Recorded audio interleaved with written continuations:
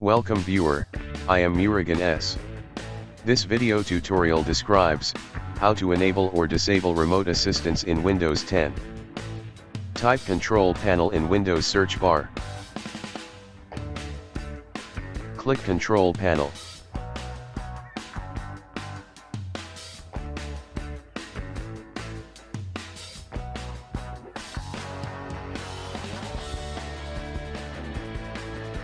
Click System and Security.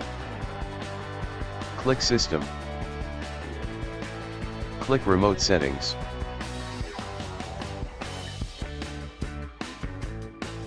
Uncheck Allow remote assistance connections to this computer. Click Apply, OK. Thanks for watching. I hope this video tutorial helps to solve the problem.